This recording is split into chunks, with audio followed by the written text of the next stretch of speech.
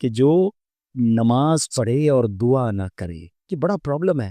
ہم دعا میں بڑی کنجوسی کرتے ہیں۔ آج کل ماشاءاللہ نمازی بڑھ گئے ہیں مسجدوں میں۔ اچھا، یہ بھی الگ ٹرینڈ ہے کہ 5-6 روزے تک نمازی زیادہ ہوتے ہیں، آہستہ آہستہ پھر جانا شروع ہو جاتے ہیں، پھر آخری عشرے میں پھر آتے ہیں، پھر چاند رات سے بھاگ جاتے ہیں۔ تو اس بار ایسا نہ کریں، ہم پورے سال کے نمازی بنیں۔ ہم پورے سال کے لیے نماز ہم پر فرض ہے، نہ صرف رمضان کے لیے تو فرض نہیں۔ اور دعا میں کیوں کنجوسی کرتے ہیں؟ دیکھیں دنیا والے پتہ کیا، اگر آپ پڑھ اچھا میں اگر یہاں سے شروع کروں نا تو سب کو ایک کاغذ اور قلم دوں کہ اپنی اپنی پرابلم لکھے ہے، تو شاید کچھ لوگ تو ایسے ہوں گے کہیں گے ایک کاغذ اور دے دو، پرابلم تو بہت ساری ہے۔ پرابلم میں ہم سارے ہی ہیں، کوئی بیمار ہے، کوئی پریشان ہے، کوئی کاروباری، کوئی فیملی پرابلم سب کو ہیں، مگر پرابلم حل کرنے والے سے بات نہیں کرتے۔ حل المشکلات تو رب ہے، دافع البلیات تو مولا ہے تھا، مصیبتیں حل اس سے کرنی ہے۔ وہ کہتے ہیں نا ہم سب کے پاس جاتے ہیں، ہم رب کے پاس ہی نہیں جاتے۔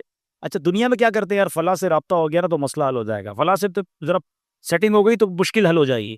دنیا والے پتہ ہے کیسے ہو، آپ کسی سے ایک بار لائف میں ہیلپ مانگ لے، اللہ نہ کرے کسی کی ہمیں ضرورت پڑے، لیکن ہیلپ مانگ لے کو شاید وہ قریب ہو تو کر دے، لیکن دوبارہ جائے تو کہتے ہیں بھی تھوڑے دنوں پہلے تو کی تھی ہیلپ، پھر اب دوسری ہیلپ میں تھوڑا سا آپ کو ٹونٹ ملے گا، تھوڑا سا تانا ملے، تیسری بار جائے تو یار لگتا ہے اس کی تو عادت ہو گئی ہے مانگنے کی، چوتھی بار میں موبائل نمبر بھی بلاک ہو جاتا ہے۔ یہ ہے دنیا، ٹھیک ہے نا؟ اور آؤ میں بتاتا ہوں میرے رب کی رحمت کیسی ہے۔ اللہ فرماتا ہے ادعونی استجب لکم، تم مجھ سے مانگو میں تمہیں عطا کروں گا۔ دنیا والوں سے زیادہ مانگو انہیں برا لگتا ہے، رب اس سے جتنا مانگو اسے اچھا لگتا ہے۔ وہ فرماتا ہے جو زیادہ مانگنے والا ہے میں اس سے زیادہ خوش ہوتا ہوں، اور جو نہیں مانگتا اس سے رب ناراض ہوتا ہے۔ مگر ہم دعا ہی میں سستی کرتے، کیوں نہیں مانگتے رب سے؟ پوچھو دعا کیا ہے؟ مولا علی شیر خدا فرماتے ہیں جب میرا جی چاہتا ہے میں اللہ سے باتیں کروں، میرا جی چاہتا ہے رب مجھ سے باتیں کرے، میں قرآن پڑھنے لگ جاتا ہوں، اور جب جی چاہتا ہے میں اللہ سے باتیں کروں میں دعا کرنے لگ جاتا ہوں۔ یہ اللہ سے بات کرنے کا طریقہ ہے۔ نو ٹیکٹری بٹوین یو اینڈ ہم، نو اپوائنٹمنٹ ریکوائرڈ۔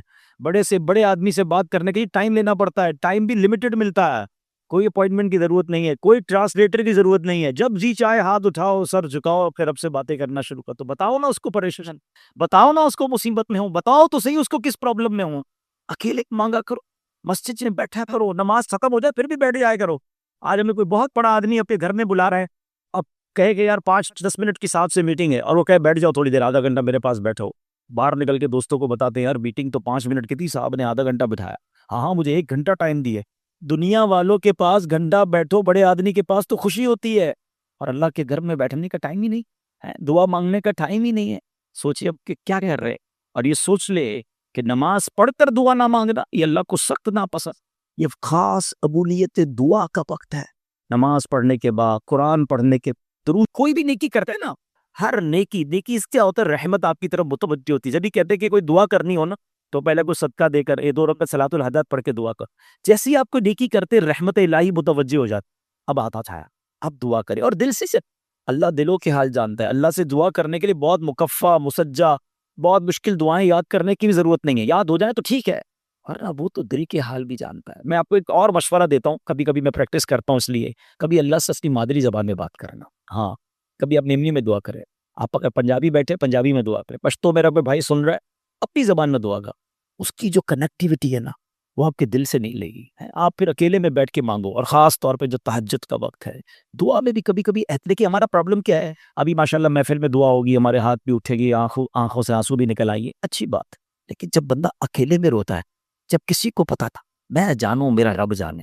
مجھے ایک بات بتائیں، کبھی ایسا لائف میں ہوا ہوگا آپ کے ساتھ کہ جب آپ تنہائی میں رات کو پریشان ہو کر اٹھ گئے ہوں گے، جب ماں میری بھی زندہ تھی، آپ میں سے کئیوں کی ماں چلی گئی ہوگی، جن کی ہے ان کے ساتھ ہوتا بھی ہوگا کہ ہم پریشان ہو کر ماں کے پاس جاتے تھے کہ ماں بہت تکلیف میں ہوں، پریشان، دعا کر دوں۔ ماں کیا کرتی تھی؟ کیا وہ کروٹ بدل کر سو جاتی کہ بیٹا تیرا مسئلہ تو حل کر؟ ماں بھی اٹھ جاتی تھی، وہ سینے لگاتی تھی، ہم سے زیادہ بے چین ہو جاتی تھی۔ مجھے بتاؤ میں رات اٹھ کر ماں کے پاس جاؤں اور آنسو بہا دوں تو ماں بے قرار ہو کر سینے لگا لے، تو اگر رات کبھی اٹھ کر تہجد میں ماں سے زیادہ پیار کرنے والے رب کے پاس جاؤ، وہ کیوں نہ کرم کرے، وہ کیوں نہ مشکل آسان کرے گا۔ واٹ ایور پرابلم یو ہے، واٹ ایور کلیمٹی یو ہے، کوئی بھی مسئلہ میرے اور آپ کے لیے بڑا ہے۔ ہمارا ایک اور پرابلم پتہ ہے کیا ہے، کہ ہم اپنی کلیمٹی کو، اپنی پرابلم کو کیلکولیٹر سے کیلکولیٹ کرتے ہیں، یار یہ تو ہو ہی نہیں سکتا، یہ قرضہ تو اتر ہی نہیں سکتا، یہ پرابلم سالو بھی نہیں ہو سکتا، کاروبار بڑا ڈیمیج ہو گیا ہے، صحت بڑی خراب ہو گئی ہے، ڈاکٹر کہتا ہے بڑا مشکل ہے، جناب فیملی میں بڑا ایشو ہے۔ میرا اور آپ کا ایشو ہے، میرا رب تو وہ ہے جو حضرت یوسف کو اندھیرے کنویں سے نکال کر مصر کا بادشاہ بنا سکتا ہے، جو دریائے نیل میں حضرت موسیٰ کے لیے راستے بنا سکتا ہے، جو حضرت صالح کے لیے پہاڑ سے اونجنی نکال سکتا ہے، میرا رب تو وہ ہے جو حضرت سرکار دو عالم علیہ الصلوۃ والسلام کی مٹھی میں جو کنکر ہے ان کو کلمہ پڑھوا سکتا۔ میں اور آپ کچھ بھی نہیں ہیں، ہاں واقعی کچھ بھی نہیں ہے، ہم ہیں کس کے بندے؟ قرآن کیا کہتا ہے؟ ان اللہ علی کل شیء قدیر، وہ تو سر چاہے قادر ہے نا، میں اور آپ کچھ بھی نہیں ہیں۔ تو جب اس قادر سے کنیکشن ہے، اس قادر کا میں بندہ ہوں، تو پھر گھبراہٹ کیسے؟ مانگو تو اس سے۔ اور جب آپ یقین سے مانگتے ہو، ہمارا ایک اور پرابلم بتائے کیا؟ ہم دعا بھی مانگتے ہیں اور بلیو بھی نہیں ہوتا۔ چلو مانگ لیتا ہوں لیکن ہونا کچھ نہیں ہے، پہلے سے ہی کی، پہلے سے ہی مایوس ہو، کچھ نہیں ہو۔ علماء کہتے ہیں دعا اسی کی قبول ہوتی ہے جس کو یقین ہوتا ہے، جس کو رب پر بھروسہ ہوتا ہے۔ ایک بچے کا واقعہ ہے، نوجوان کا۔ ایک گاؤں میں بارش نہیں ہو رہی تھی، تو گاؤں کے سارے لوگ جمع ہوئے کہ کئی سالوں سے بارش نہیں ہو رہی تھی، ایک قطرہ بارش کا نہیں پڑ رہا تھا، سوکھ گئے، کھیت سوکھ گئے، کنویں سوکھ گئے، بہت پریشانی۔ سارے گاؤں والوں نے مل کر پلان کیا کہ دعا کرتے ہیں، بارش کے لیے دعا۔ ایک نوجوان آیا، ہاتھ میں چھتری لے گئی، سارے گاؤں والے ہنسنے لگے کہ بے وقوف آ گئی، کئی سال ہو گئے، قطرہ بارش کا نہیں بٹ پڑا، تم چھتری لے کر آئے ہو؟ کہہ رہا مانگتے کس سے آیا ہو؟ اللہ سے مانگنے آیا نا، بارش اسی نے دینی ہے، تو یقین میں یہ یقین لے کر آیا ہوں کہ بارش تو ہونی ہے، واپس کیا بھیگتے ہوئے جاؤں گا؟ اور علماء کہتے ہیں اسی نوجوان کی یقین کی وجہ سے دعا کے دوران اتنی بارش ہوئی کہ پورا گاؤں بھیگتے ہوئے واپس گیا، وہ نوجوان چھتری لے کر اپنی چھتری کے سائے میں۔ دیٹس بلیف ریکوائرڈ، وہ یقین چاہیے، آپ کتنی بڑی پرابلم میں کیوں نہ ہو نا، ہیں وہ کیا خوبصورت بات شاعر مشرق نے کہی نا کہ اگر آج بھی ہو ابراہیم سا ایمان پیدا، واٹ از ریکوائرڈ؟ ایمان ویسا۔ حضرت ابراہیم کا ایمان کیسا تھا؟ آگ میں کود گئے تھے نا کہ اللہ بچانے والا، اور آگ کیا ہوئی؟ باغ بن گئی نا۔ آگ کے سامنے بڑی آگ ہے، پرابلم ہے، کاروبار کا، فیملی کا، صحت کا، واٹ ایور، چاہیے کیا؟ اگر آج بھی ہو ابراہیم سا ایمان پیدا، آگ کر سکتی ہے انداز گلستان پیدا۔ وہ ایمان مل گیا نا تو آج بھی دکھوں کی آگ نہیں گلزار بن جائے گی۔ تو یہ جو اس حدیث کا جو پہلا پارٹ ہے کہ دعا، خدا را ہو سکتا ہے اگلے رمضان میں ہم نہ ہوں، اس رمضان کو ہمیں اپنی زندگی کا آخری رمضان سمجھ کر گزارنا ہے تاکہ زیادہ عبادت کرے نا۔ تو بتا رہا تھا میں اسکیم اور آفر کا کہ سارا سال میں اور آپ دعا کرتے ہیں نا، یا اللہ میری دعا سن لے، میری پکار سن لے، میری توبہ قبول کر لے گے۔ رمضان میں آسمان دنیا سے آواز لگائی جاتی ہے، فرشتے آواز لگاتے ہیں، ہے کوئی مانگنے والا کہ اس کی دعا قبول کی، ہے کوئی مغفرت کا سوالی اس کی مغفرت کر دی جائے، ہے کوئی توبہ کرنے والا اس کی توبہ قبول کی جائے، وہاں سے پکار ہو رہی ہے۔ اور ہم نے کیا کرنا ہے؟ لبیک میرے مولا میں حاضر۔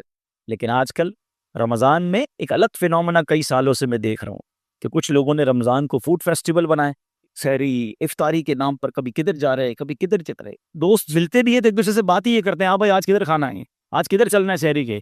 ارے بھائی یہ کیوں نہیں پوچھتے آج کدھر دعا میں چلنا ہے، آج کدھر عبادت کرنی ہے، آج کدھر کو مل کے قرآن پڑھے ہیں، آج کدھر جا کے کوئی شبینہ پڑھے، کوئی تہجد پڑھے، کوئی نوافل پڑھے ہیں۔ رمضان تو عبادت کے لیے آیا تھا، اس کی راتیں تو سجدوں کے لیے آئی، نبی پاک بستر پر نہیں آتے تھے رمضان میں، اتنی عبادت کرتے، اور ہم کیا کر رہے؟ اور عبادت کرے، دعا کرے، ایسے دوست بنا لے کہ جہاں اچھا۔ پھر نبی پاک کا ایک اور انداز کیا تھا کہ رمضان میں خوب تلاوت کرتے، یہ نزول قرآن کا مہینہ ہے، اس میں تلاوت قرآن کرے۔ ہم میں سے کئی ایسے نہیں کہ 5 روزہ تراویح پوری ہو گئی ہوگی، کسی کی 7 روزہ پوری ہو گئی، سمجھتا ختم، باقی آگے تراویح پڑھنے کی ضرورت نہیں ہے۔ ٹھیک ہے، یہ 5-7 روزہ 10 روزہ تراویح کا ٹرینڈ لے کے تھے، اس کا مطلب یہ نہیں کہ باقی دنوں کی تراویح آپ کو معاف ہو گئی ہے، تراویح سنت موقدہ ہے، وہ آپ کو آخری رمضان تک پڑھنی ہے۔ تو خدا را آفرز اور اسکیمز اور ڈسکاؤنٹ جو دیکھتے ہو نا، اللہ کرے کہ رمضان میں جو نیکیوں کی آفر بڑی بھی ہے نا، ہم اس پر بھی کام کریں۔ اسی حدیث میں جو اگلا جملہ تھا کہ حضور مجھ پر ایسی لعنت وہ ہر نے کیا کہ جو آپ کا ذکر سنے اور آپ پر درود نہ پڑھے۔ تو ہمیں جب سرکار دو عالم صلی اللہ تعالیٰ علیہ وسلم کا نام سننا ہے یا کہنا ہے، درود پاک پڑھنا ہے۔ اچھا کبھی کبھی کیا ہوتا ہے، ہم کبھی محفل میں جاتے ہیں، اجتماع میں جاتے ہیں، تو بار بار نبی پاک علیہ الصلوۃ والسلام کا نام لیا جاتا ہے، تو اس میں ہم سے کیا پرابلم ہو جاتی ہے کہ بعض اوقات ہم درود نہیں پڑھ پاتے۔ تو علماء بڑی پیاری بات فرماتے ہیں کہ آپ ایسا کریں گے کہ روزانہ particular timing, particular quantity fix کر لیں کہ بھائی روزانہ 100 بار، 200 بار، اللہ توفیق دے تو 313 بار، 1200 بار درود پاک پڑھ لے۔ تو اگر آپ نے کسی موقع پر نبی پاک علیہ الصلوۃ والسلام کا نام لیا یا سنا تھا اور درود نہ پڑھ سکے تو یہ اس کا آلٹرنیٹ ہو جائے۔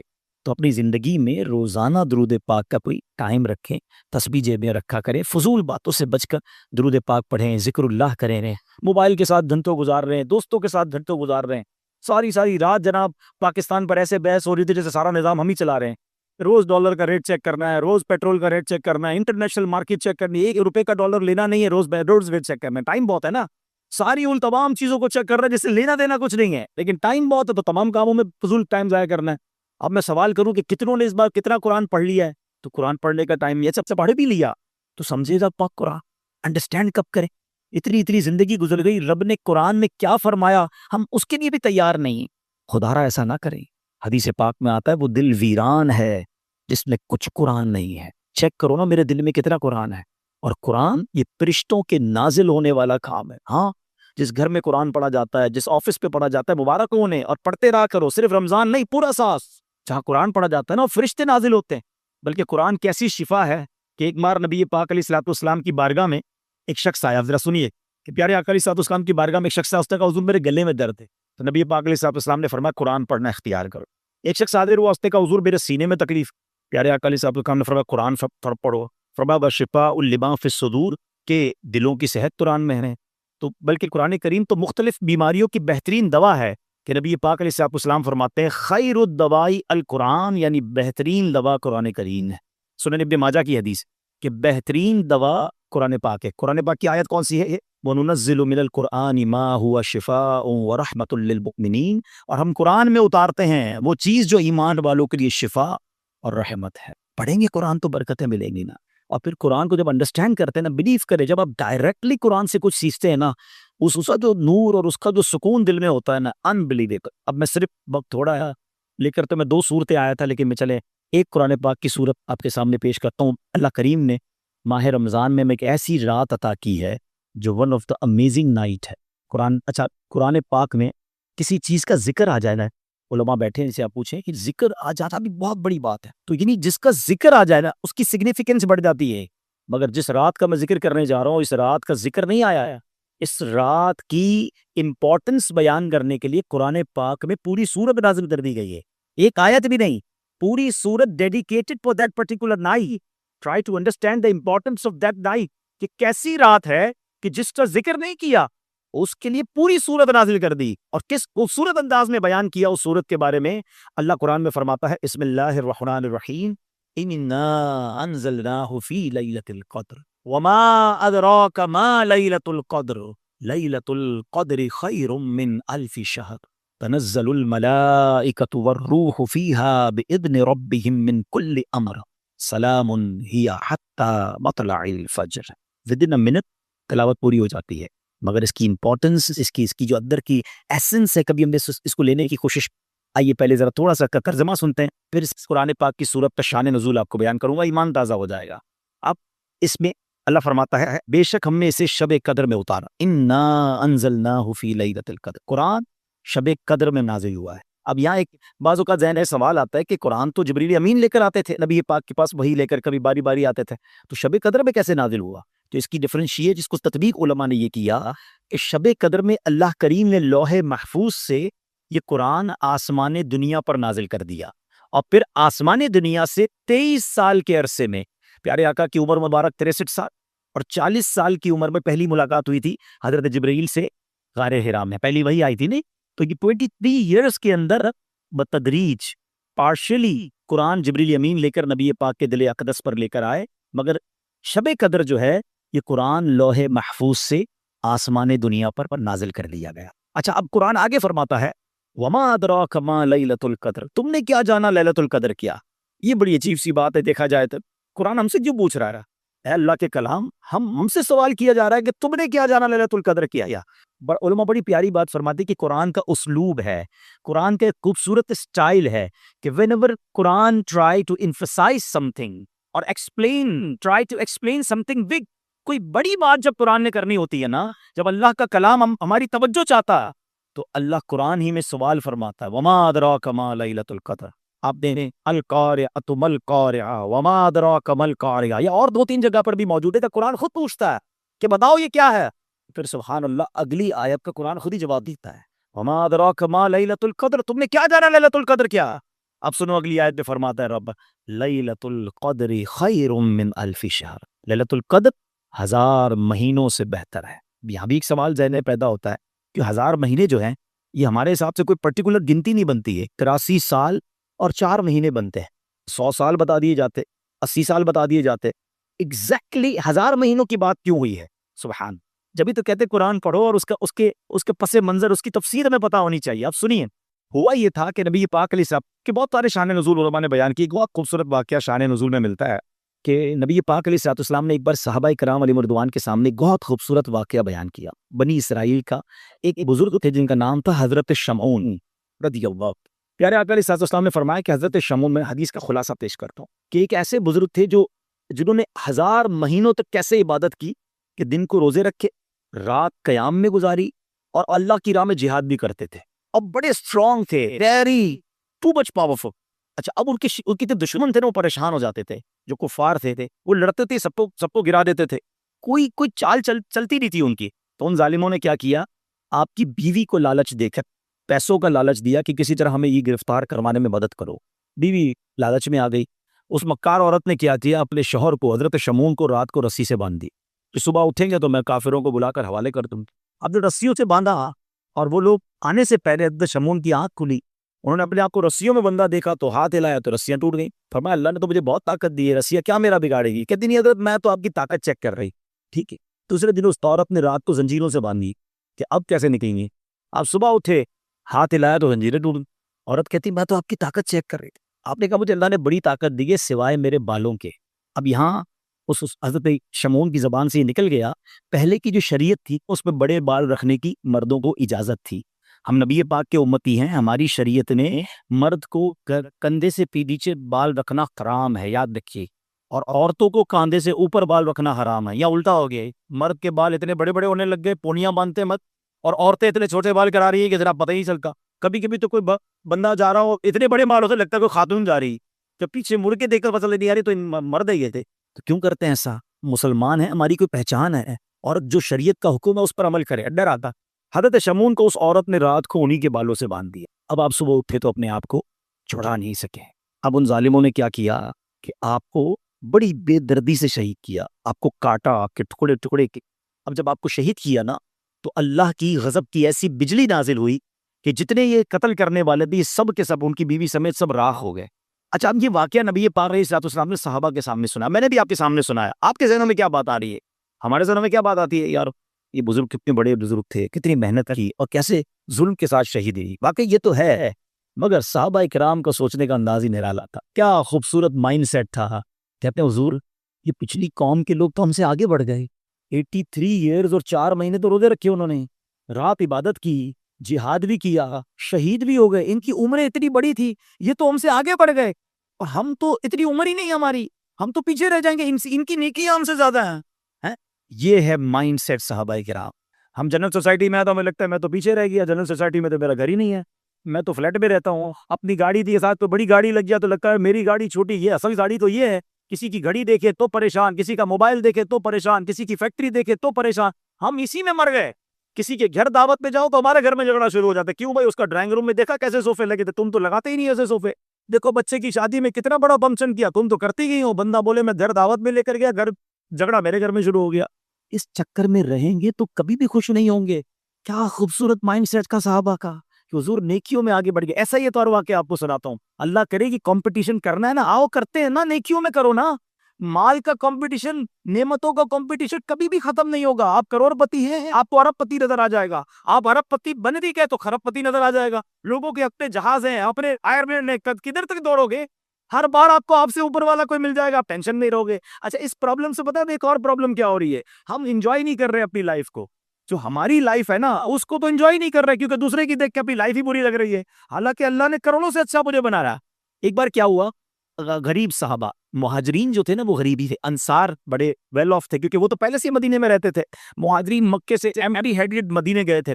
تو مہاجرین صحابہ نبی پاک کے پاس آئے. Look at the way of talk, اور ان کی تھنکنگ کیا تھی. کہتے حضور وہ عرض آپ سے کرنے آئے تھے, حدیث کا خلاصہ فرماؤ کیا کہنا ہے. کہیے کیا کہنا ہے. نبی پاک فرماتا ہے کہ حضور مسئلہ یہ کہ یہ جو انصار صحابہ ہیں نا, نماز ہم پڑھتے ہیں, نماز یہ بھی پڑھتے ہیں, روزہ ہم رکھتے ہیں, روزہ یہ بھی رکھتے ہیں, لیکن حضور یہ صدقہ کرتے ہیں ہم تو نہیں کر سکتے. یہ پیسے والے ہیں نا, یہ اللہ کی راہ میں خرچ کرتے ہیں ہم تو نہیں کر سکتے. ہم پیچھے رہ گئے نیکیوں میں. انہوں نے یہ نہیں کہا کہ حضور ان کے گھر اچھے ہیں, ہمارے گھر اچھے نہیں ہیں, ان کے پاس پیسے ہیں, ہم اب پیسے نہیں ہیں، ان کے کپڑے مہنگے، ہمارے کپڑے نہیں نہیں حضور وہ صدقہ خیرات کرتے ہیں پیسوں سے، ہم ہیں ہی غریب۔ تو نبی پاک علیہ الصلوۃ والسلام نے پتہ ہے کیا فرمایا؟ کہ آپ پیارے آقا کی تربیت بھی دیکھو، فرمایا ایسا کرو، میں تمہیں ایسا وظیفہ نہ بتا دوں کہ جب وہ وظیفہ پڑھ لو، وہ عمل کر لو، تو جو تم سے آگے نیکیوں میں تم ان کے برابر ہو جاؤ۔ کہ حضور ضرور بتائیے۔ پیارے آقا نے فرمایا 33 بار سبحان اللہ، 33 بار الحمدللہ، 34 بار اللہ اکبر پڑھ لیا کرو، جو نیکیوں میں تم سے آگے نا تم اس سے برابر ہو جاؤ گے۔ They become happy. پیسے لینے تو آئے نہیں تھے، ثواب کا کمپٹیشن تھا، خوشی خوشی واپس چلے گئے۔ اب سنو، تھوڑی دیر بعد پھر آیا، کہتے حضور مسئلہ ہو گیا ہے۔ فرمایا کہو کیا کہتے ہو؟ کہ حضور جو آپ نے ہمیں وظیفہ بتایا نا وہ انہوں نے بھی سن لیا ہے، وہ انصار صحابہ نے بھی سن لیا ہے، اب وہ پیسے والے بھی ہیں، وظیفہ بھی کر لیں گے۔ اب نبی پاک بہت مسکرائے، حدیثی الفاظ ہیں، پیارے آقا بہت مسکرائے اور فرمایا ذالک فضل اللہ یؤتیہ من یشاء، یہ اللہ کا فضل ہے، اللہ جسے عطا فرمائے۔ لیکن اس واقعے کے تحت جو علماء نے ڈیبیٹ کی ہے، اللہ اکبر، اتنی خوبصورت ڈیبیٹ ہے کہ کیا مائنڈ سیٹ تھا، کیا نیتیں تھیں، اونلی ثواب چاہیے تھا، کمپٹیشن تھا نیکیوں کا۔ بچپن سے ایک واقعہ ہم سن رہے ہیں، مگر اس کا ایسنس کب لوگے؟ کہ حضرت عمر نے کیا کہا تھا غزوہ تبوک کے موقع پر کہ میں ویل آف ہوں، پیسے اچھے ہیں، آج ابو بکر سے آگے بڑھ کے دکھاتا ہوں، ہمارے پاس پیسے اچھے ہوں، یار اس بار کاروبار اچھا ہوا ہے، پڑوسی سے اچھی گاڑی لے کے دکھاتا ہوں، آج اس بار کاروبار اچھا ہوا ہے، دوست سے اچھا موبائل لے کے دکھاتا ہوں، پیسے بہت اچھے، اب دنیا کو بتاتا ہوں کیسا کام کیسے ہو رہا ہے۔ ہم اس چکر میں مر گئے ہیں۔ حضرت عمر کہتے ہیں پیسے اچھے تھے، کاروبار وغیرہ اچھا ہوا تھا، آج ابو بکر صدیق کے نیکیوں میں آگے بڑھ جاتا ہوں۔ 50% اپنے گھر کا مال لے کے سرکار دو عالم علیہ السلام کے پاس چلے گئے۔ آقا نے پوچھا عمر کیا لائے ہو؟ کہ حضور گھر کا آدھا سامان لے کر آگے آیا، ادھر بھائی لوگوں کو 2.5% زکات بھاری پڑ رہی ہوتی ہے، او ہو 2.5% تو بہت ودھارے تھی ونن تھا، وہ 50% لے کے چلے گئے۔ مجھے یہ سمجھ آج تک نہیں آتی کہ جس کو 5 کروڑ روپے کی زکات بھاری پڑتی ہے وہ یہ کیوں نہیں سوچتا کہ اللہ نے 2 ارب دیے تو 5 کروڑ بن رہے ہیں نا، اس کا شکر کب ادا کرو گے؟ ادھر کروڑ 2 کروڑ کی زکات بنے تو ٹینشن شروع ہو جاتی ہے، بندہ کہتے ہیں مولوی صاحب کو راستہ بتاؤ، یہ والی نیت تو یوں تھی، یہ پلاٹ کی نیت یوں تھی۔ ارے کیوں نیتیں بدلنے کی کوشش کرتے ہو؟ جب بھی زکات بناؤ تو یہ نیت کرو کہ تھوڑی اور زکات نکال دوں۔ زکات بچانے کے مسئلے نہ پوچھا کرو، زکات دینے کے مسئلے پورا پوچھا کرو۔ جس دن تم نے زکات پوری دی، آج گارنٹی سے لکھ لو اگلے سال تمہاری زکات اور بڑھ جانی ہے۔ اور جو پوری زکات دیتے ہیں ان سے آپ پوچھ لیں کہ ماشاءاللہ ہر سال ان کی زکات بڑھتی ہے۔ اللہ کی راہ میں خرچ کرنے سے مال کم نہیں ہوتا۔ بتاتا ہوں کمپٹیشن کس کو کہتے ہیں۔ کہتے میں آدھا مال لے کے چلا گیا نبی پاک کے پاس، کہتے ہیں مجھے انتظار تھا صدیق اکبر کیا لاتے ہیں۔ اللہ اکبر، صدیق اکبر آئے، سر پر ایک پوٹلی ہے، ایک چھوٹا سا ٹوکرا ہے۔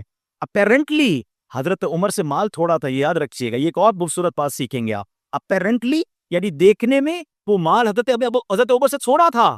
آ کر عرض کرتے ہیں حضور یہ میری طرف سے حاضر ہے۔ پیارے آقا نے پوچھا ابو بکر کیا لایا ہو؟ کہتے حضور گھر میں جو کچھ تھا سب لے آیا ہوں۔ ابو بکر گھر والوں کے لیے کیا چھوڑا ہے؟ کہ حضور گھر والوں کے لیے اللہ اور اس کا رسول کافی ہے، میں گھر والوں کے لیے کچھ بھی نہیں چھوڑ کر آیا، آپ کا نام چھوڑ کے آیا ہو۔ اللہ اکبر۔ حضرت عمر نے وہ تاریخی جملہ فرمایا کہ آج مجھے پتا چل گیا کہ ابو بکر صدیق سے میں کبھی نیکیوں میں آگے نہیں بڑھ سکتا۔ اور سنو، حضرت ابو بکر صدیق کے ذریعے صدقہ کیا نا، ارے ہمارے اور آپ کے صدقے کی اوقات کیا ہے؟ جبریل امین حاضر ہوتے ہیں اور سبحان اللہ نبی پاک سے کہتے ہیں حضور ابو بکر کو سلام رب فرما رہا ہے، اللہ کا سلام پہنچائیے اور پوچھئے ابو بکر سے اس حال میں تم راضی ہو؟ سیدنا ابو بکر صدیق سے نبی پاک نے پوچھا ابو بکر تم اس حال میں راضی ہو؟ رب کا سلام آیا ہے۔ آپ زاروں کتار رونے لگے، سنگل پینی نہیں تھی۔ آج ہمارا چھوٹا سا نقصان ہو جائے اللہ سے شکوے، موڈ آف، فیملی سے جھگڑا شروع ہو جاتا ہے، کیا ہوا بھائی مارکیٹ ڈاؤن ہو گئی ہے۔ اب تو سنا ہے کئی فیملیز پہلے مارکیٹ کا ریٹ چیک کرتی پھر اپنے شوہر سے بات کرتی ہیں، نانا آج گال نہیں کرنی، مارکیٹ بہت ڈاؤن ہے، پاکہ جواب صحیح نہیں ملے۔ ہمارا یہ حال ہو گیا ہے کہ ہم تو اپنے گھر والوں سے ہمارا موڈ آف کر دیتے ہیں۔ حضرت ابو بکر صدیق کے پاس 1 روپیہ نہیں ہے اور رب پوچھ رہا ہے کہ ابو بکر تم رب سے راضی ہو؟ آپ زاروں کتار رونے لگے، کہتے میں اپنے رب سے کیسے ناراض ہو سکتا ہوں؟ اچھا حضرت ابو بکر صدیق نے کیا کیا تھا؟ اتنا کلین سویپ دیا تھا اپنے گھر کو کہ سارا سامان تو دے دیا، نے بٹن بھی رائے خدا میں دے دیے، کانٹے لگائے ہوئے تھے۔ تو جو جبریل امین آئے تھے نا پیارے آقا کے پاس رب کا سلام لے کر، انہوں نے کرتے پر کانٹے لگائے ہوئے تھے۔ نبی پاک نے پوچھا اے جبریل یہ کیسا لباس پہنا ہے؟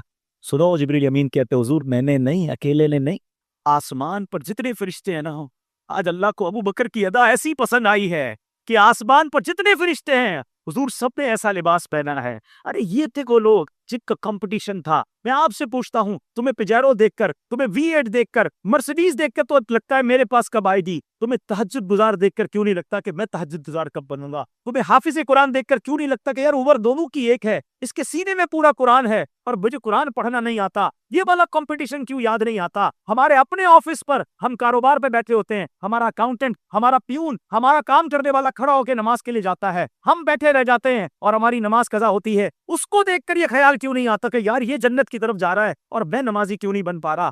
اپنی ایج کے علماء اور مفتیان کرام تو دیکھ کر کیوں خیال نہیں آتا کہ یار یہ بھی 40 سال کے, میں بھی 40 سال کا, یہ عالم بن گئے, یہ مفتی بن گئے, یہ جنت کی طرف جا رہے ہیں, میں پیچھے رہ گیا. ہماری تو کمپٹیشن ہی دنیا بن گئی ہے. خدا را ایسا نہ کرو. اور صحابہ کرام کا حال لیلۃ القدر کے لیے سنو, باقی کی طرف پھر آتا ہوں, ورنہ اس موضوع پر تو بہت ساری باتیں میرے پاس کہنے کے لیے. کیا کہا حضور؟ پچھلی قوم والے تو آگے بڑھ گئے. حضرت شمعون کی 1000 مہینوں کی عبادت, ہماری تو عمر ہی تھوڑی ہے. ہائے ہائے, میرے آقا علیہ الصلوۃ والسلام کے دل پر رنج گزرا, قلب پر حزن گزرا, اور رب کو یہ کب گوارا ہے کہ حبیب پاک یہ دل پر غم گزرے. جبریل امین آتے ہیں, کہتے حضور غمزدہ نہ ہو, آپ کے رب نے آپ کی امت کو ہر سال ایک رات ایسی دے دی ہے کہ جو اس رات میں عبادت کرے گا وہ حضرت شمعون کی 1000 مہینوں کی عبادت سے آگے بڑھ جائے. لیلۃ القدر خیر من الف شہر. اور سنو, لیلۃ القدر 1000 مہینوں کے برابر نہیں کہا رب نے, خیر من الف شہر, اور اس سے بہتر افضل ہے. علماء کہہ کے رب جانے, اس کی عطائیں جانے کہ 1000 مہینوں سے کتنے بہتر ہیں. اچھا اس رات ہوتا کیا ہے؟ تنزل الملائکۃ والروح فیہا باذن ربہم من کل امر سلام ہی حتی مطلع الفجر. جبریل امین اور جناب فرشتے اللہ کا حکم لے کر آتے ہیں اور سلامتی ہوتی ہے صبح تک. تو یہ رات ہر سال ہمیں عطا کی گئی ہے. میں نے تفصیل اس لیے بیان کر دی کہ be ready for that night, تیار ہو جاؤ اس رات کو حاصل کرنے کے لیے. اور بہترین طریقہ کیا ہے اس رات کو حاصل کرنے کا؟ سبحان اللہ. اور بہترین طریقہ تو اعتکاف. یہ جو 10 دن کا اعتکاف ہوتا ہے نا آخری عشرے کا, ایکچولی موٹیو کیا ہوتا ہے, اس کا گول کیا ہوتا ہے؟ الٹیمیٹ گول یہ ہے کہ کسی طرح لیلۃ القدر کو حاصل کر لیا جائے. اب بندہ جب ہے ہی اعتکاف میں تو ساری رات 10 کے 10 دن اعتکاف میں اس کو لیلۃ القدر مل ہی جائے گی. اچھا پھر اللہ کی اور مہربانی دیکھو کہ یہ نہیں فرمایا کہ پورے سال میں کوئی بھی رات لیلۃ القدر ہوتی ہے, ہمیں 365 راتوں میں عبادت کر کے ڈھونڈنا پڑتا. یہ بھی نہیں فرمایا کہ رمضان کی کوئی رات ہوتی ہے, اور نیرو سرچ کر دی گئی. حدیث میں فرمایا آخری عشرے کی تاک راتوں میں سے ایک رات لیلۃ القدر ہے, 21ویں, 23ویں, 25, 27 یا 29. اب ان 5 راتوں کو پلیز ٹارگٹ کر کے رکھیں. میں اور آپ 83 سال 4 مہینے عبادت نہیں کر سکتے, نارملی جیتے بھی نہیں ہیں اتنا. اور 83 سال کے روزے, 83 سال کی رات کی عبادت, اور اللہ کی راہ میں جہاد کر کے شہید ہونے والے حضرت شمعون تھے نا, ان سے زیادہ ثواب مل سکتا ہے. تو اب بتائیں کیسی اسکیم ہے, کتنا پریپیئر ہونا چاہیے. مگر ہم نے تو آخری عشرے عید ہی شاپنگ کی پلاننگ کی بھی ہوتی ہے. تو یہاں میں یہ مشورہ دوں گا, اگر ہو سکے تو اعتکاف میں بیٹھے تھے لکھ کے. اب اعتکاف میں بھی کیا ٹرینڈ شروع ہو گیا ہے, یہ اسمارٹ فون ساتھ جاتا ہے اعتکاف میں, 4 دوست بھی ساتھ جاتے ہیں, تو پتہ چلا بیٹھے تو اعتکاف میں الٹا اور فضول باتیں کر کے گناہ لے کر آ رہے ہیں. یاد رکھیے گا مسجد میں جب بھی جائے نا فضول باتوں سے بچنا ہے. احادیث میں مضمون ملتا ہے مسجد میں فضول بات کرنا آپ کے نیکیوں کو اس طرح کھا جاتا ہے جیسے آگ لکڑی کو کھا جاتی ہے. فرمایا مسجد میں کہہ رہا قبر میں اندھیرا لاتا ہے. تو نہ ہنسنا ہے نہ مسجد میں فضول باتیں کرنی. اب آتے ہیں کہ لیلۃ القدر کی رات جبریل امین زمین پہ تشریف لاتے ہیں فرشتوں کے ساتھ اور عبادت کرنے والوں سے مصافحہ کرتے ہیں. اور فرمایا حضرت پیارے آقا علیہ السلام نے پوچھا ہے جبریل اس رات اور کیا ہوتا ہے؟ یعنی عرض کرتے ہیں حضور سب کی بخشش ہو جاتی ہے حدیث پاک خلاصہ سوائے 4 قسم کے لوگوں. اب آپ سوچیں کہ لیلۃ القدر بھی کچھ لوگ ایسے ہوں گے جن کی بخشش نہیں ہو. وہ کون 4 ہیں؟ فرمایا شراب کا عادی, ماں باپ کا نافرمان, رشتے داری کاٹنے والا, اور عداوت رکھنے والا, مسلمانوں کے درمیان دوریاں کرنے والا, ایک دوسرے کے ساتھ تعلق ختم کرنے والا. ٹرائی ٹو انڈرسٹینڈ, ایسی مبارک رات بھی یہ 4 قسم کے لوگ نہیں بخشے جائیں گے. اب شراب کا عادی, خدا نہ خواستہ اگر میرا کوئی بھائی یہاں مجھے سن رہا ہے, انٹرنیٹ پر سنے گا, خدا را توبہ کر لو. اچھا آپ ان 4 جرموں کی کسی امپورٹنس سمجھے, کتنے بڑے جرم ہیں. آپ نے شب برات کے بارے میں سنا ہو کہ قبیلہ بنو کلب کی بکریوں کی تعداد کے مطابق مسلمان بخشے جاتے ہیں, گناہگار بخشے جاتے ہیں, مگر کچھ لوگ نہیں بخشے جاتا.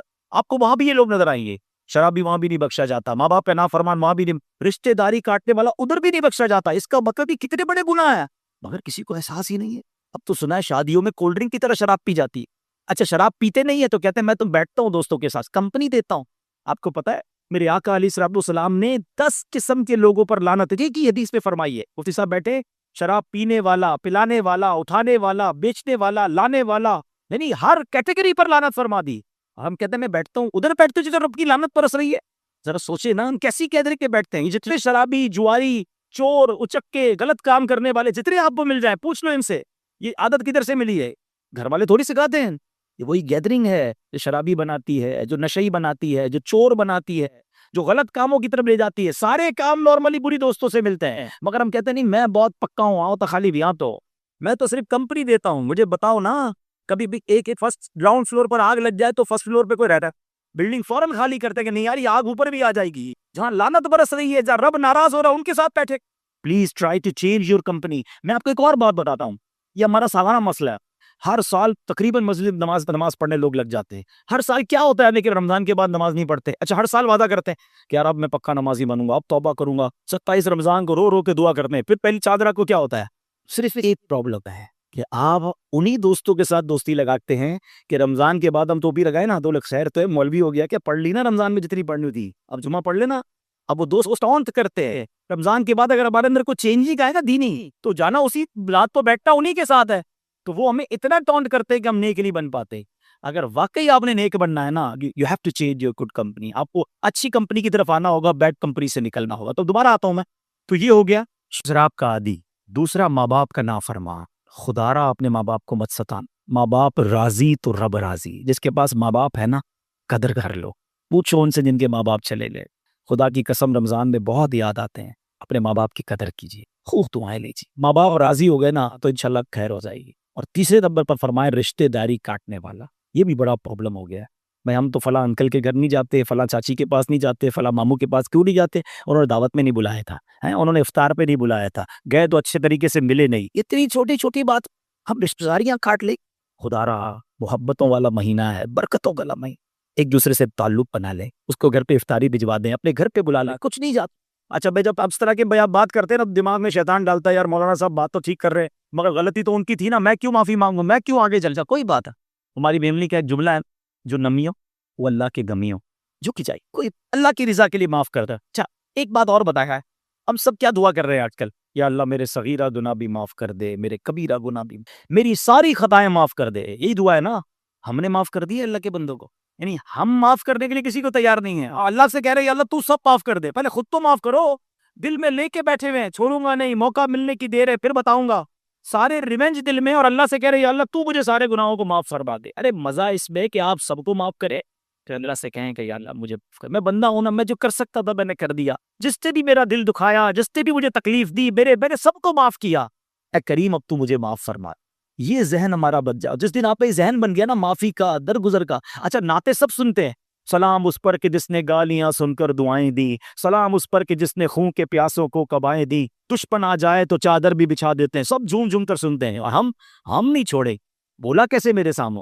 اچھا ہم نے معاف بھی نہیں کرنا، درگزر بھی نہیں کرنا، اور باتیں بڑی بڑی کرنی ہیں. آپ اس کی کانسیکوینسز سمجھ جائیں کہ رشتے داری کاٹنے والا شب قدر کو نہیں بخشا جائے. اچھا آپ اس رشتے دار سے رابطہ کر لیں، وہ آپ کو کہے گا بھی 2 اوور بعد خیال آ ہوا ہے، اتنے ٹائم بعد آپ کو خیال آیا، بولا ہاں یار بیان سنا شب قدر آ رہی ہے معاف کر دو، مل جاتا. یقین کرے تھوڑی سی کوشش کے بعد محبت بڑھ جائے گی. اور اگر پھر بھی وہ آپ کو آپ سے نہیں ملتا، آپ بری ہو جائے گی کہ آپ نے پہل کر دی، آپ نے محبت کا قدم بڑھا دیا. ہاں لیکن وہ قدم بھی محبت والا ہونا چاہیے. ہمارے ایک اور مسئلہ بھی ہے کہ کبھی کوئی غلطی ہو جائے نا تو معافی بھی ایسے مانگتے ہیں جس کی معافی مانگنے کی ضرورت ہوتی ہے. بھائی ہو گیا نا یار معاف کر دو، بول تو رہا ہوں، اب معافی مانگ رہا ہوں اور کیا پھر بھی نہیں کر رہے معاف. پتہ نہیں معافی مانگ رہے ہو لڑائی کر رہے ہو. معافی ایسے نہیں ہوتی ہے، لجاجت سے ہوتی ہے، پیار سے ہوتی ہے. تو اللہ کی رضا کے لیے نرمی کے ساتھ رشتہ داری جوڑ لیجئے. اگر کسی رشتہ دار کے ساتھ دوری ہے نا اللہ ناراض ہو جائے گا. ہمیں جنت میں جانا ہے، تھوڑی دیر لائف ہے، محبت کے ساتھ، پیار کے ساتھ.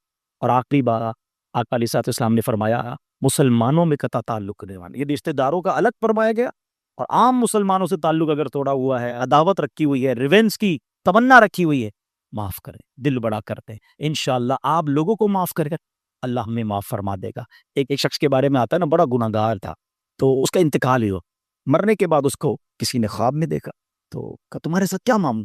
اللہ نے میری بخشش فرما دی. کہ تو کیسے بخشا گیا؟ تو بڑا گناہ گار تھا. کہاں تھا تو گناہ گار. ایک بار گھر پہ کھانا میری بیوی نے بنایا اور اس میں نمک بہت زیادہ تھا. مجھے بڑا غصہ آیا کہ میں اٹھ کر بیوی کو سزا دوں. ہو سکتا ہے یہاں بھی کوئی شیر ببر بیٹھے ہوں ایسے کہ کھانا ذرا نمک زیادہ ہو جائے تو چائے ٹھنڈی ہو جائے، افطاری کے وقت پکوڑے گرم چاہیے، شربت ٹھنڈا چاہیے. پتہ نہیں کمپیوٹر سے شادی کی ہے یا بیوی سے شادی کی ہے، وہ بھی انسان ہے بھائی، ہو جاتی ہے کبھی غلطی، اس کی بھی طبیعت خراب ہو سکتی ہے. کبھی افطار سے پہلے کچن میں جا کے دیکھا ہے، ہمیں بھی اثر کے بعد روزہ لگتا ہے، اس کو بھی لگتا رہا ہے، اور وہ بیچاری چولہے کے آگے کھڑی ہوتی ہے. لیکن تھوڑی سی کبھی پر اتنا شور کچھ لوگ مچاتے ہیں. نہ کیا کرو ایسا، وہ بھی اللہ کی بندی ہے. اب سنو، وہ شخص کہتا ہے بڑا جی چاہا مجھے کہ میں اٹھ کے چاٹا ماروں اس کو، بیوی کو، ایسے نمک کیسے ڈال دیا. اچانک دل میں خیال آیا کہ یار میری بیوی نے ایک مسٹیک کی ہے، مجھے مارنے کو جی چاہ رہا، سزا دینے کو جی چاہ رہا، میں صبح سے شام اللہ کی بارگاہ میں مسٹیک کر رہا ہوں، اللہ تو سزا نہیں دے رہا ہے. کہتا میں نے خاموشی کے ساتھ کچھ بھی نہیں کہا، بیوی کو معاف کر دیا. مرنے کے بعد مجھے بتایا گیا کہ اس روز جو تو نے بندہ ہو کر میری بندی کو معاف کیا تھا نا، میں تو سب سے بڑا معاف کرنے والا ہوں، جا میں نے تیرے سارے گناہ معاف کر دی. یہ ہے معافی. معافی نہیں کرتے یار. ملازم کو تو اتنا برا بلا کہتے ہیں، اچھا وہ غریب بھی گالیاں سنتا ہے، اس کو پتہ ہے نوکری سے نکال دیں گے تو بے روزگاری بہت ہے، کہاں جاؤں گا، لیکن دل رکھتا ہے وہ. قیامت کے دن وہ کھڑا ہو سکتا ہے آپ کے لیے. ایک بندے سے ملاقات ہوئی، کسی نے پوچھا کتنی تنخواہ ہے، بولے اتنی تنخواہ. بولے تنخواہ تو بہت اچھی ہے. بولا آدھی کام کی آدھی گالیوں کی. اتنی گالیاں دیتا ہے میرا سیٹ، لیکن کیا کروں، تنخواہ اچھی دیتا ہے اس لیے جا نہیں رہا. لیکن کیا اس کا دل نہیں ٹوٹتا؟ نہ کیا کرو ایسا. اللہ نے اگر نوازا ہے نا تو نرم رہو. ہاں کہ دانا خاک میں مل کر گلے گلزار ہوتا ہے، عزت دو گے تو عزت ملے گی. تو بہرحال ہمیں یہ بات سیکھنی ہے آج کہ محبت سے، پیار سے زندگی گزارے. اگر میری یہ بات کسی کو یاد آ رہی ہے نا، مثال دیتا ہوں، کوئی میرا بھائی میری بہنیں سن رہی ہیں کہ یار کسی سے واقعی ہم نے زیادتی کر دی ہے، بے شک وہ آپ کا ملازم، مانگ لے معافی. ہاں ہمارے پیر و مرشد امیر علیہ سنت ایسی تربیت فرماتے ہیں مدنی چینل پر، جبھی تو میں کہتا ہوں دیکھا کرو. آپ نے ایک بار فرمایا کہ باپ نے اگر بیٹے کے ساتھ زیادتی کی ہے نا تو باپ کو بیٹے سے معافی مانگنی پڑے. شوہر نے بیوی کے ساتھ زیادتی کی ہے تو شوہر کو بیوی سے معافی مانگنی پڑے گی. ہے بڑی عجیب، شوہر بیوی سے مانگ، باپ بیٹے سے مانگ. فرمایا سیٹھ نے ملازم کے ساتھ زیادتی کی ہے تو اس کو ملازم سے معافی مانگنی پڑے. اور فرماتے پیر نے مرید کے ساتھ زیادتی کی ہے، دل آزاری کی ہے تو پیر کو مرید سے معافی مانگنی پڑے. اب کیا خوبصورت بات فرمائی کہ یہ باتیں کیوں سمجھ نہیں آ رہی آپ کو کہ خود نبی پاک علیہ الصلوۃ والسلام اپنے صحابہ کے درمیان اعلان کیا کرتے کہ اگر کسی کا حق آتا ہے تو مجھ سے لے لے، بدلہ لینا ہے تو مجھ سے لے. کونین کے والی کا یہ انداز ہے، اور ہم کہ میں کیسے معافی مانگ. معافی مانگنے سے عزت کم نہیں ہوتی ہے، اللہ اور بڑھاتا ہے، اللہ اور عزت بڑھاتا ہے. تو اگر کبھی ہو گیا ہے، بلکہ میں مشورہ بھی دوں، کوئی عزت نہیں جاتی. کبھی اکیلے میں ہی بے شک اپنی زوجہ سے بھی معافی مانگی، اپنے بچوں سے بھی معافی. بیٹا کبھی میری کوئی بات بری لگ گئی ہو تو اللہ کی رضا کے معاف کر دیں، برا نہیں لگے گا، آپ کی عزت اور بڑھ جائے گی اور گھر میں ماحول بن جائے گا. کبھی گھر والوں کو بھی شکریہ ادا کر دیا کرو. گھر میں اچھا ماحول بنانا نا، کبھی چائے لے کر آئے، کبھی کھانا لے کر آئے تو جزاک اللہ، بہت شکریہ. تھوڑے دیر وہ کہیں گے طبیعت یہ نہیں خراب ہو گئی آپ کو، کیا ہو گیا شکریہ ادا کر رہے ہیں، کیونکہ آج تک کبھی نہیں کیا ہوگا. لیکن کوئی بات نہیں، اس سے محبت پیار اور اس کی بھی دل جوئی ہوگی نا. تو اس طرح اگر زندگی گزاریں گے، اور یہی میرے آقا کی سنت ہے، نبی پاک کا یہی تو انداز تھا کہ اپنی ازواج کے ساتھ، اپنی فیملی کے ساتھ کیا خوبصورت ماحول یہ سکھاتا ہے ہمارا دین. اچھا ہمارا ایک اور پتہ ہے ٹارگٹ کیا ہوتا ہے؟ اگر میں آپ سے پوچھوں کہ آپ کی سب سے زیادہ محبت کس کے ساتھ ہے یا سب سے زیادہ برتاؤ اچھا کس کے ساتھ کرتے ہو، تو کوئی کہے گا یار بیسٹ فرینڈ تو وہ ہے. اچھا میرا بہت اچھا برتاؤ میرے کسٹمر کے ساتھ، او دکان پہ گاہک آ جائے، کوئی بڑا کسٹمر آ جائے، اچھو ایسا بھی ہوگی، کھانا کھایا نہیں کھایا نہیں، آپ کو کھانا تو کھا کے جانا پڑے گا، چائے تو پی کے ہی جائیں گے. ارے بھائی جلدی آؤ، ملازم کو بلائیں گے کیوں، کسٹمر ہے. اب میں بتاتا ہوں، نبی پاک علیہ الصلوۃ والسلام فرماتے ہیں تم میں بہترین وہ ہے جو اپنے گھر والوں کے ساتھ بہترین. اور پھر آقا نے فرمایا سن لو، میں تم سب سے زیادہ اپنے گھر والوں کے ساتھ بہترین. ہم گھر والوں کے ساتھ بہترین ہیں. کچھ لوگ تو ایسے ہیں جب گھر میں جاتے تو ایمرجنسی نافذ ہو جاتی ہے، اوہ اچھی ہے جلدی کرو استری کرو ورنہ خیر میں ان کا کھانا ریڈی نہیں ہوگا، ایسا لگتا ہے ایمرجنسی آ جاتی ہے. اچھا آپ کو کبھی چیک کرنا ہو نا کہ آپ گھر میں آپ کا ایٹیٹیوڈ کیا ہے، آپ اکیلے میں چیک کر لیجئے. آپ جب گھر میں جاتے ہیں تو گھر والوں کے چہرے پہ مسکراہٹ آتی ہے، ٹینشن آتی ہے، سب الرٹ ہو جاتا ہے، اچھا خاصا مسکرا رہے ہوتے، یہ صاحب اندر گئے سب کی مسکراہٹ غائب، ٹینشن. اور جلدی سے ہر چیز ٹائم پہ ہونی چاہیے ورنہ خیر نہیں. یار بندہ ہے کہ انسپیکٹر ہے، گھر میں گھر جیسا بندہ بن کے رہے. حضرت عمر کیا فرماتے ہیں، گھر میں رہو تو بچہ بن کے رہو، باہر رہو وہ مرد بن کے رہو. ہم تو گھر جا کر مردانگی دکھا رہے ہوتے، میں اتنا بڑا آفیسر ہوں گھر میں بھی آفیسر ہوں، اتنا بڑا سیٹ ہوں تو گھر میں بھی سیٹ ہوں. گھر والوں کے لیے گھر کا فرد بنے. میرے آقا اپنے نواسوں کو کاندھے پہ اٹھاتے تھے، میرے آقا سجدہ کرتے تھے تو حسنین کاندھے پہ رکھ بیٹھ جاتے تھے. یار کہ فیملی کے ساتھ فیملی ممبر بننا ہے تب لائف اچھی گزرے گی. تو خاص اس حدیث پر ہم عمل کرنے والے بنے کہ تم میں بہترین وہ ہے جو اپنی گھر والوں کے ساتھ بہترین ہے. تو بہرحال آج میں نے مختصراً سورہ قدر کا تعارف پیش کیا. ٹارگٹ کر لیں سورہ قدر کو. ایک فارمولہ دے دیتا ہوں، 5 راتیں تو پتہ ہے نا، ان 5 راتوں میں آپ نے 5 کام کرنے ہیں. نمبر 1، چاہیں تو اس کو موبائل میں نوٹ کر 5 کام کیا کرنے ہیں. عشاء کی جماعت اور فجر کی جماعت با جماعت پڑھنی ہے. حدیث پاک میں آتا ہے، روایتوں میں آتا ہے، جو عشاء اور فجر با جماعت پڑھ لے اسے ساری رات عبادت کا ثواب ملتا ہے. تو پہلے تو یہ ٹارگٹ لازمی کر. سیکنڈ، اللہ پاک توفیق دے رہے، تراویح تو پڑھنی ہے، اس رات میں صلاۃ التسبیح پڑھ رہے. صلاۃ التسبیح پڑھنے ہیں کم از کم 12 نوافل، یعنی ہم ورائٹی آف عبادت کریں گے. پھر اس رات سورہ ملک پڑھیں، اور اللہ توفیق دے تو ایک پارہ، زیادہ پڑھ سکے تو 2 پارے تلاوت کر لیں. نمبر 4، اس رات جو ہے اگر ماں باپ حیات ہیں تو ان کی دستبوسی کر کے اسے دعائیں لے لیں، ماں باپ کی خدمت کا ثواب کما لیں. ماں باپ چلے گئے تو ان کی قبر پر چلے جائیں. اور نمبر 5، اس رات کچھ تب تک چیریٹی کی رہے. اگر پیسے کم ہیں، 100 روپے کے 5 لفافے بنا لیں. 5 لاتے ہیں، اللہ نے اور دیا 1000 کے بنا لیں، 10 ہزار کے بنا لیں، جیب میں رکھ کر کسی بھی غریبی ہو، کسی بھی اچھے کام میں آپ اس کو 5 راتوں میں دیں. اب ہوگا کیا، ان دن 5 میں سے جو بھی رات لیلۃ القدر ہوئی نا، ملٹی پلائی بائی 1000 مہینے ہر نیکی کا ثواب مل جائے گا. لیلۃ القدر خیر من الف شہر. پلان کر کے، ٹارگٹ کر کے، کوئی کھانا پینا نہیں اس رات. دوستوں کو کہہ دو، کبھی کبھی سیزن ہوتا ہے، کنٹینر لگے ہوئے ہوتے ہیں فیکٹری میں، تو کیا کہتے ہو، نہیں بھائی آج نہیں آ سکتا، میرا کنٹینر جا رہا ہے، میرا بہت بڑی اہم میٹنگ ہے، 10-12 دن بہت کام ہے، بعد میں کھا پی لیں گے، بعد میں گھوم لیں گے. فیملی کو ٹائم نہیں دیتے جب سیزن آتا ہے. یہ لیلۃ القدر نیکیوں کا سیزن ہے، یہ آخری عشرہ دعاؤں کا سیزن ہے. بعد میں کر لینا سارے کام. بھائی پلیز ان راتوں کو ٹارگٹ کر کے خوب عبادت کر لیں، انشاءاللہ خوب برکتیں حاصل کریں گے. ہمیں نہیں پتا اگلے رمضان میں ہم دنیا میں ہوں گے کہ نہیں. اس میں ایسی نعمت حاصل کر لیں کہ ہم سب کی بخشش ہو جائے. اور اب آخری بات کر کے ہم بیان کو ختم کرتے ہیں کہ ہمیں عید سے پہلے، عید کی نماز سے پہلے ایک اور نیکی کرنی ہے، اور وہ فطرہ رہنا ہے. اچھا، فطرے کے بارے میں آتا ہے. فطرہ واجب ہے جو صاحب نصاب ہے یا صاحب استطاعت ہے ان پر. فطرہ جو ہے جب تک بندہ ادا نہیں کرتا، اس کے روزے اور نمازیں، عبادتیں معلق رہتی، لٹکی ہوئی رہتی ہے. جب وہ ادا کرتا ہے تو وہ آسمان کی طرف جاتی ہے اور اللہ کی بارگاہ میں قبول ہوتی ہیں. تو فطرہ ادا کرنا ہے عید کی نماز سے پہلے. رمضان نے بھی ادا کیا جا سکتا ہے، بہتر ہے جمعۃ الوداع کو ادا کر دیں. تھوڑا سا نیکیاں زیادہ کمانی ہے تو ملٹی پلائی میں 70 ہر جمعے کو نیکی ہوتی ہے، جمعۃ الوداع کو پہلے ادا کر دیں. لیکن یہاں میرا ایک چھوٹا سا درد بیان کر دیتا ہوں. فطرہ کون سا ادا کرتے ہیں؟ پچھلے 23 سالوں سے جو اعلان ہوتا ہے